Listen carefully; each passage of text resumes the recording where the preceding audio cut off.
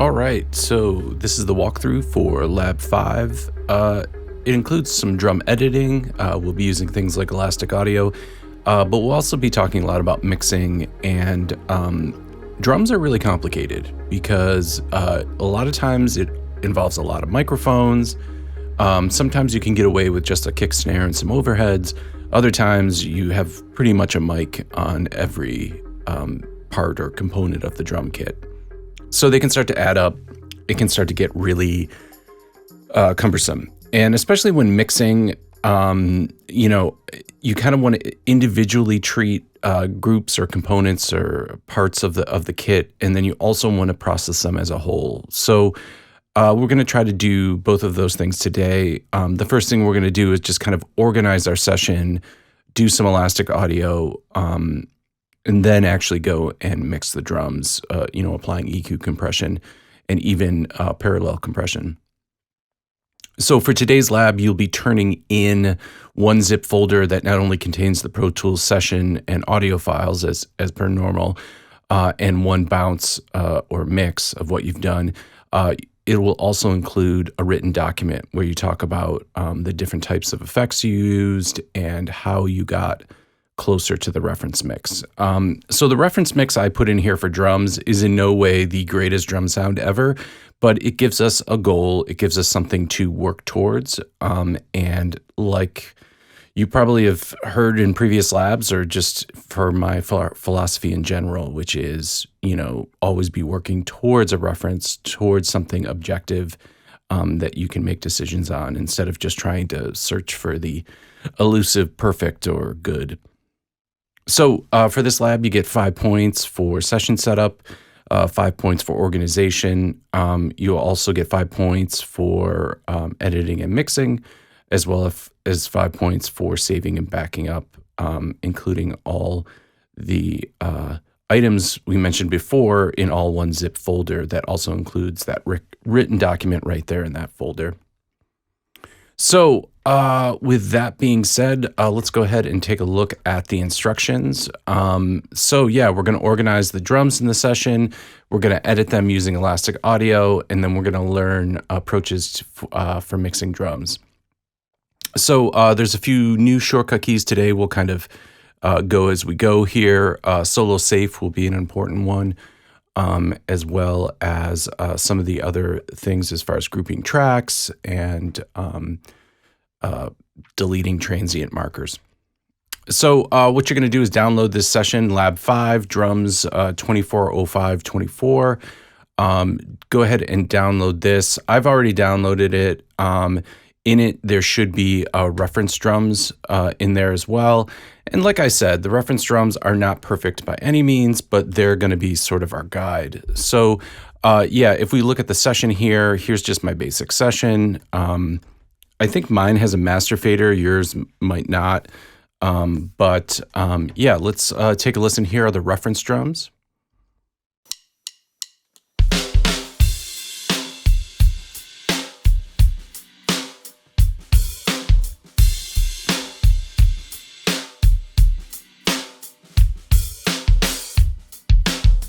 Great, so they sound pretty good. If we compare them to the multi-track drums, quite a bit different.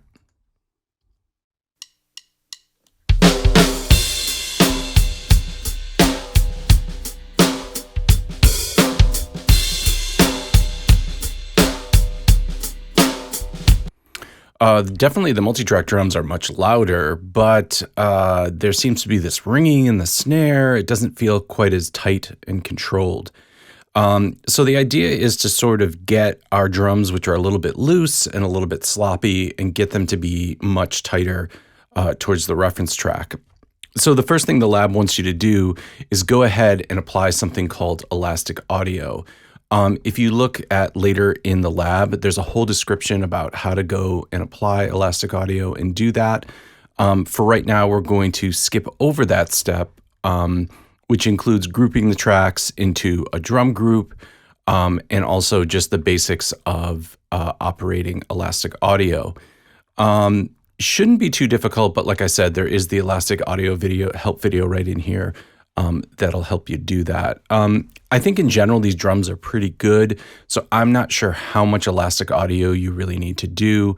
I think even just like practicing a little bit and doing sort of the first 4 bars. I know there's some like kick hits, if in like the maybe 8th or 9th bar that are a little sloppy or a little bit off. So you could always just go and even affect just those areas. So check out the video within the video about elastic audio. I walk through it with a student and specifically for this lab. Once you've done that, that'll help to tighten it up. The one we're actually going to be listening to today, I have not applied the elastic audio to. So you'll notice there will be a little bit of looseness that maybe we could have gotten rid of had we done the elastic audio step. So instead, we're going to focus on some of the routing and the mixing in the next part of the lab, where it talks to us about creating subgroups and routing. This might seem really counterintuitive, but basically what we're going to do is go through and create basically subgroups for all our kind of component or subgroups of the drums. So what does that basically mean? Well, if you look at our session, we have, let's see here.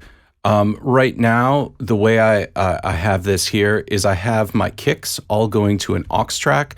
By the way, you know this is an aux track. It's usually that default green, but the down arrow represents the track type of an aux track. So you can see basically I have my kick in and kick out going to bus 1. So basically that's coming in on this aux track on bus 1. So these are the kicks. I did the same thing for the snare, but I use the snare top and snare bottom, but I used bus 2. You can see here the snares aux is getting its input from bus 2. Notice they're all going out to 17 and 18. For the toms, I use stereo 3 and 4.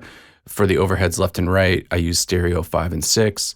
And then 7 and 8 for the rooms. And then the hats, I just sent right to 17 and 18. I didn't worry about making them into a subgroup. It's actually interesting. There's a lot of flack about using hi-hat mics or the need for a hi-hat mic.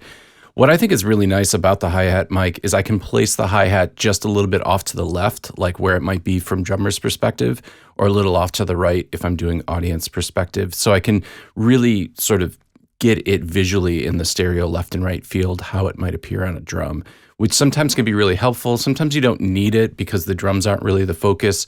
But if you're doing a very tight, very close set sound, having the hats a little bit off to the left or having the hat off to the left is helpful. So if you notice, they're all going to this bus 17 and 18. So none of them are really getting out to the master fader until they go through this other stereo aux, which is the drum bus, which is kind of cool because that's going to allow us to do basically trim and EQ to the drums as one entire group on this drum bus before sending it out to the master fader to what we're hearing. But then you notice we're going to do something in parallel where we can also then send all the drums to a separate parallel drums track. And you'll notice I applied some compression, but we could do EQ, we could do all types of things and then mix an amount of that drum in with the original drum. So yeah, this idea that like you don't use compression or that people don't use much compression, I usually find with drums you're using quite a bit, not only individually on the different subgroups, but then also on the entire mix and then maybe also even in parallel. So if you'd like some compression, you can have some compression with your compression. What else do we need to do? Well, we're trying to get closer to our reference mix. So we're going to create a static mix and we're going to use our reference mix as a guide. One of the things that should be noted, you could take a look at phase. One thing we did is on all the tracks, and I'll go ahead and make that active right now. I'm just holding Command Option Control and clicking on the top row of plugins. Notice how they all ungrayed out, they all activated. I am going to just bypass, or I'll just mute the parallel drums for right now so that we don't hear that in the mix. And let's see, I'll leave the trim on there. So you notice on just the drum groups, I've put a trim. So right now I have my kick at -3. I have my snare at -3. Let's see, the toms I turned down very low to -6. Let's see, the overheads are at -6. And then my room mics, I turned those way down to -9. Once again, I was going for like a tighter room sound, so I didn't want to have a lot of kind of the reverb from the room. I could always add it back later. And one thing I regret I didn't do on my reference drums was to add any reverb to it. So we'll do that in the lab here, but that's obviously going to make it sound a little bit different than the reference. So if we listen to our reference versus our actual multitrack, here's the reference.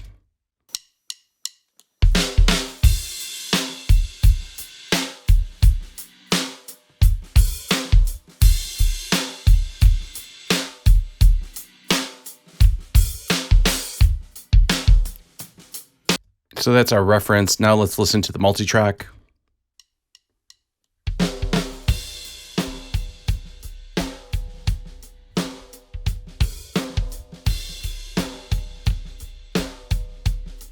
Yeah, the kick doesn't sound quite as beefy. The snare has this like weird ring to it. By the way, if I want to solo and just listen to the kicks, I can do that. Instead of soloing this kick track, I can solo the two kick tracks, and then I'll just hear what's going through kicks.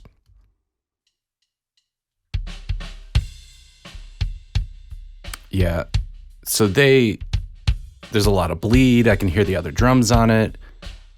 They sound kind of flat. Not a horrible drum recording, just like not as beefy as the reference. Here's the reference.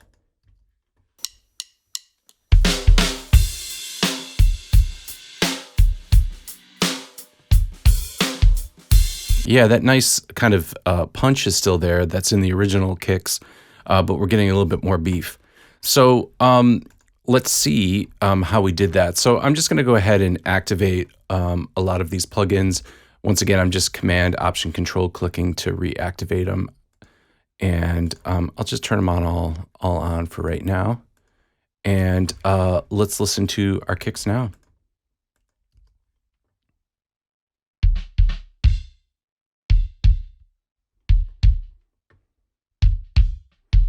Great, so let's go through the plugins. I have a -3 dB cut on here, so I want this to be basically the loudest thing besides the snare.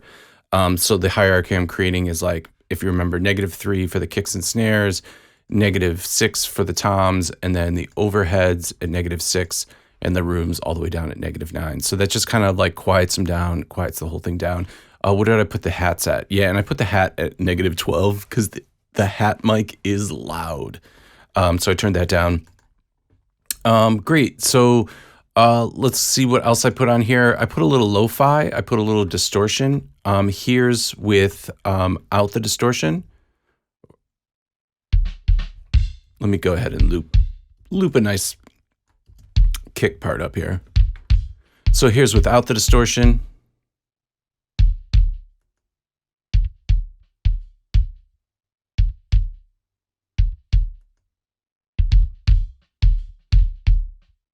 So it's kind of subtle. It helps it sort of just take a step forward. Here's without the gate that I have on here. Here's without. Yeah. So we have our kick mic, but then we also have like kind of a really bad snare mic, and it sounds like there's some cymbals in there. So I'll play that, and then I'll turn the gate on, and notice how basically then we're able to just focus in on the kick.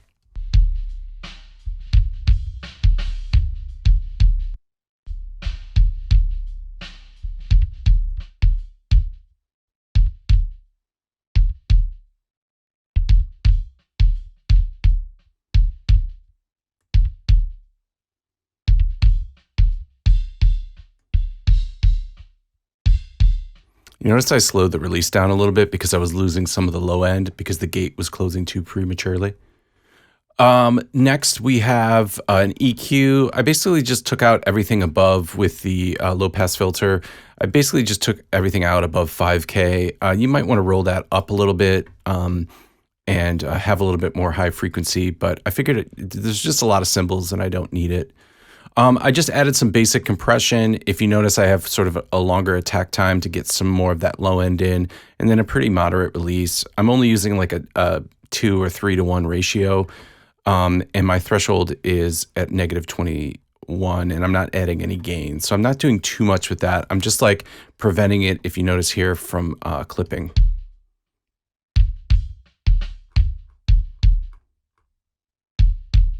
Yeah, notice how it's just compressing a little bit on the top. So when that kick gets really hot and might go into clip, it just compresses it a little bit. The next is an EQ. I've added some beef. That beef we were talking about earlier, where's the beef? Well, it's happening. I have a 3 dB boost at 45 hertz, roughly, and then an octave above that at 90 hertz. And I've made the Q of those that like 0.9, so I'm getting that real nice flat plateau EQ. That's giving it some beef. Also later on in my drum bus, I believe I also have this EQ here, which is the New York smiley face EQ, where I'm cutting out some of the mid-range and also giving it some beef. Here's without, here's the kicks without that EQ. I'll actually turn that EQ off for right now. So it's pretty nice. By the way, you might be saying like it sounds kind of like robotic, but if you mix in the overheads with it,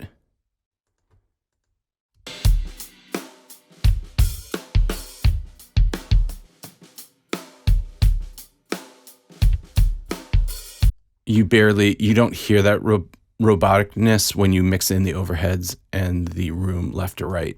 So don't be too nervous if it sounds really like on, off, on, off. By the way, though, if it really is sounding like it's like on, off, you can adjust these attacks and releases, specifically the release, to kind of make it a little bit more vibey with the session. Let's see. Yeah, see how it's smooth? If I make this release really fast, it's like on, off, on, off, on, off. So if I slow that release down,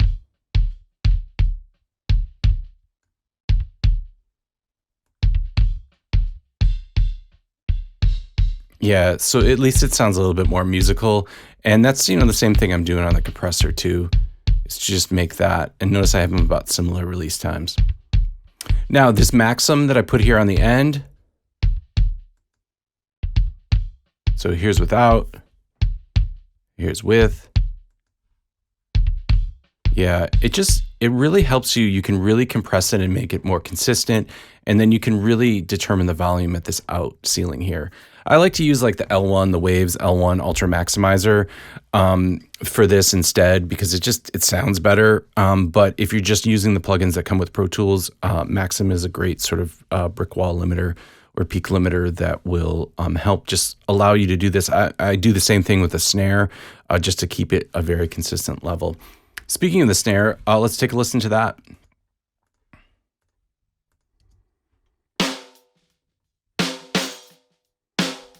So here's without all my plugins. Oh, it sounds horrible. It's like ringing. It's like some kind of weird bell. So I added some trim to make it a little bit quieter. Here's that lo-fi. Gives it a little oomph. Turn our gate on. Gate will get rid of some of the bleed.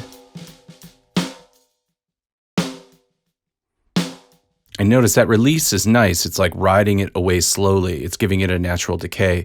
If I speed that up, it's going to be very like on, off, on, off.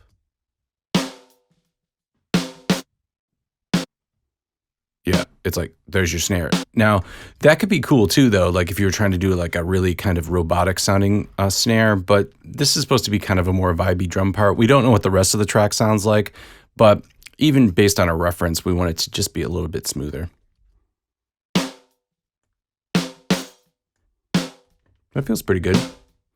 The cool thing about that is to now for like EQing it, we're just going to be EQing the snare sound and not any of the bleed, because then that could cause other complications when we're also listening to those instruments in the overheads or the other room mics. So this really is just the best way to go about doing this as far as, gating it, at least the individual tracks.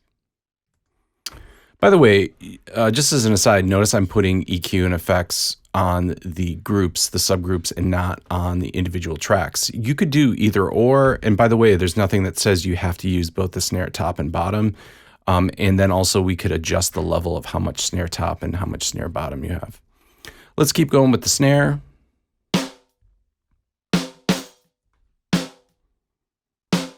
Great. So for the EQ, yeah, I'm just taking out some of the low end that's probably not there. The compressor, once again, long attack time, short release, and only about a 2-to-1 ratio. Still that kind of -22 or -24 threshold, but no makeup gain. For the EQ 7-band, I went ahead and boosted, it looks like 2K and then 4K. And that's giving it that nice kind of slap. Here's just the 2K. Here's without.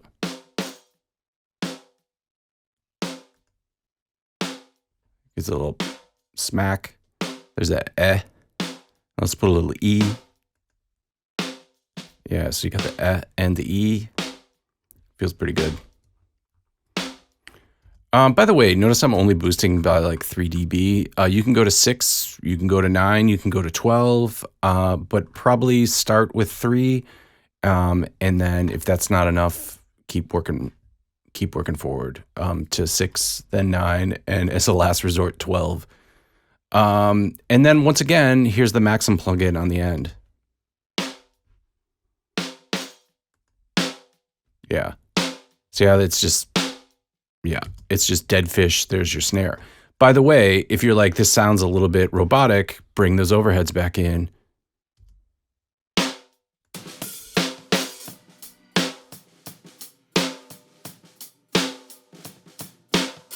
Yeah, you can still hear sort of the ring in the overheads, but because we got rid of it on the initial track, it doesn't bother us.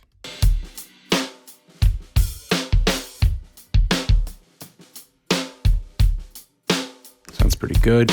Looks like I do have some of the room.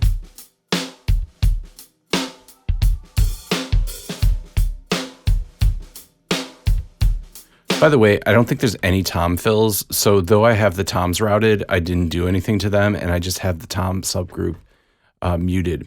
If you look at my overheads, I did do a little like low end to just make the kick a little bit cleaner for the click, so everything below 200, I just cleared out. You can consider that EQing for clarity, right? That like in the overheads, it might be nice to have some low end of the kick, but instead I'm clearing it out, especially in this song if I had like a bass as well. And my kick, if I also had it in the overheads, it might just get too cluttered down there. I also did this like kind of shelf boost here, which I'm not a huge fan of usually doing, but at around 3K, I just sort of boosted the cymbals, not even by 3 dB, so only like 2.6 dB or 2.5 to just give it a little bit more shimmer. Other than that, I didn't really check or work with the rooms at all, and I kept those at -9, so we're just kind of getting the natural sound. One thing, for the overall drums, they were getting a little hot, so on the drum bus, I turned them down 3 dB with this trim. And then, by the way, I also went and did this New York EQ. Yeah, so that just makes it a little bit tighter.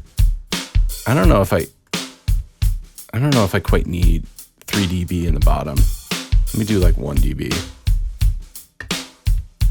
Let me try 2. Turn it up to 12. Too much. Yeah, let's try 2. I think in the final one I did about 3, but I feel like there's a little bit too much low end. So one thing I also did is, in addition to have all of the drums come here, I also have them going through this compressor, which I would probably have at 18 and 18 as a starting setting with the attack fairly fast and the release around 3. But yeah, if I start to turn that up, just brings it closer, just brings that overall level up. So I felt like 24 was a pretty good mix between the two.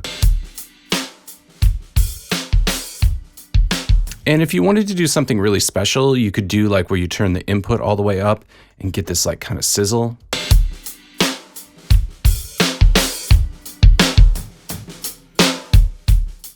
And if I make the release longer, I could get it to kind of just like fuzz out.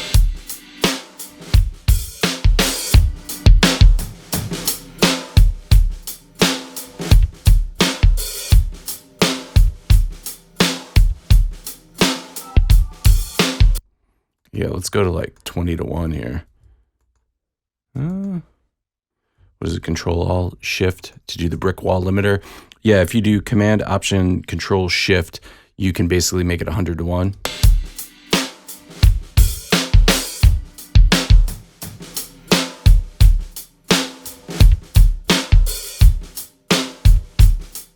Getting a lot of noise. But there's without, you can see it's adding a little bit of harmonic content, a little bit of edge. One thing that I did not do, let's pull that back to 18 and 24, how I had it before, and not have it 100-1. We'll just do 4-1. I don't know why the other buttons are not working on this plugin. That's confusing. Maybe because it's bypassed. I don't know. Yeah, no, it's just either we get a 4-1 or a brick wall limiter. So one other thing I didn't do, but we should try doing it, is let me go ahead and create another stereo aux input and call this one verb. And we'll make this, I don't know, what free input do we have? Let's do it on 9 and 10. We'll make it 9 and 10, and I'll just put a little reverb. I'll just use the Pro Tools Deverb. And let's make the decay time something reasonable, like 2. So what I could do is I could send the snare.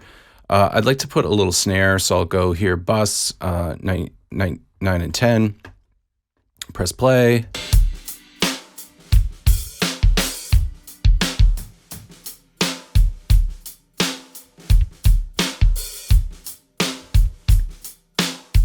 So that's pretty big. I could make it like 1 second,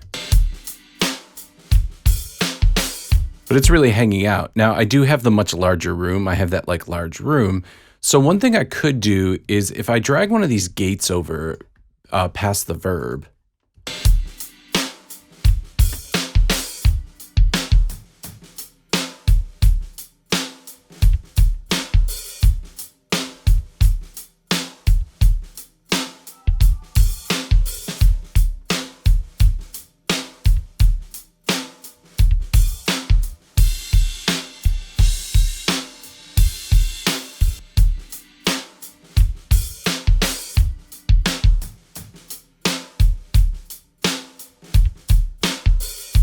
so I could then go back to like 4 seconds.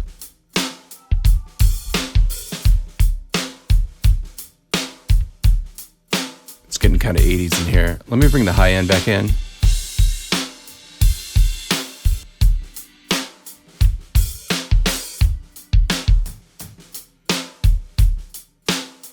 That's kind of interesting. By the way, we could also do the key input here, so I could change the key input. Let's see, I don't think we're using 11, so let's use bus 11. And I could send this also on bus 11. And if I just turn that level up,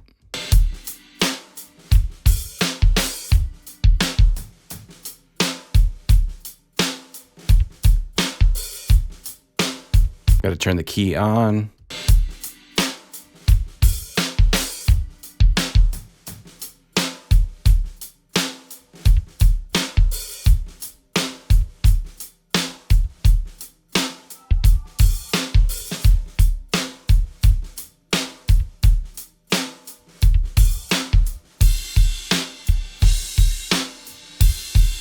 Maybe let's not have it 8 seconds.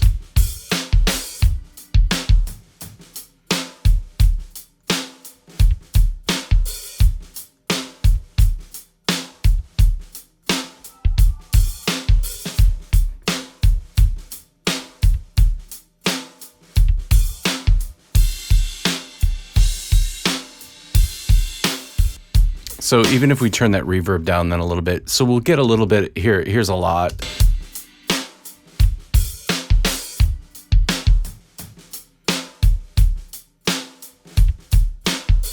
Here's without. Here's with.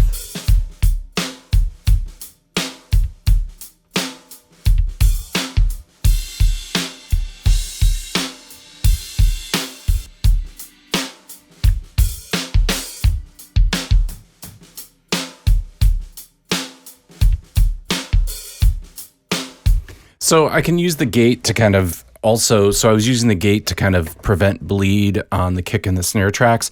I could also do it to have like a reverb that is actually pretty intense. They call this gated reverb, by the way, but I could have a reverb that's like very lush and very intense, but short. So it doesn't really like mess with the rhythm. You got to be careful with this. It can get like real 80s real quick with this. But if you do it in a subtle way where I'm like lowering the send amount here, like down to, I have it like at like negative 6 almost, then what's happening is it's a much more subtle effect. If I turn it all the way up, right, that's crazy town. But I mean, it's pretty big, but that's how you get it to 80s, right? So all the way up is like 80s. And when I bring it back to like negative 6,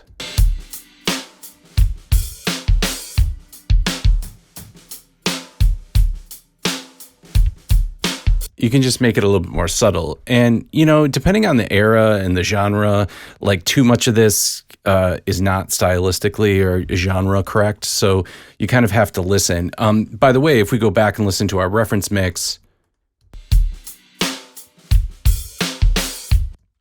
the reference mix is just calling for that dry sound. So adding this reverb doesn't really get us to that point. So yeah, we went through and we created a static mix there. I kind of showed you what I did. I did some EQ, subtractive EQ. I also did some compression. I showed you on the kick and the snare. I also did some additive EQ. I boosted it in the low end of the kick, and then also at 2 and 4K on the snare. We did some parallel compression. I didn't really describe what I was doing here, but if you look at it here, it's pretty straightforward. I basically just made another drum stereo aux track, called it Para Drums or Parallel Drums, made its input also bus 17 and 18, and then just put some more aggressive compression on that. So basically all the drums then are going to this drum bus, but then also going to the parallel bus. And I actually, if you noticed here for, I turned it down to around, I don't know, what do I have it, like negative 7.2, is that correct? No, at negative 3, just a little bit quieter than the actual original drums, or the drums that are going through the drum bus. So after doing all that, I also showed you I did that New York EQ on the drum bus, not on the parallel drum track or drum aux track. So for the write-up, I think what you should do is, before you finish everything up, is make sure you're saving this obviously all the way, is to create a short summary and just talk about what you did as far as EQ compression and parallel compression. By the way, I would say like work towards the reference track, but if you have some other ideas about what you want to do, that's completely fine as well. But just, you know, included in this final zip folder that's going to have the Pro Tools session, the audio files, also put in the documentation. If you notice here, it doesn't really ask us to bounce at all, so you can include a bounce if you'd like. Otherwise, you can just kind of finish the write-up and go ahead and just make sure you zip it and share it on the cloud in the correct way. So that's pretty much Lab 5 here. Like I said, yeah, it says for turn-in to do a bounce of the mix, so you can go ahead and just do that real quickly. Yeah, so really it's about go and check out the Elastic Audio portion as well, to kind of just get some tips on how to do that. And otherwise, it's just about basically trying to get our multi-track drum session to sound as close as possible, or tighter anyways, tighter to like how the reference drums are.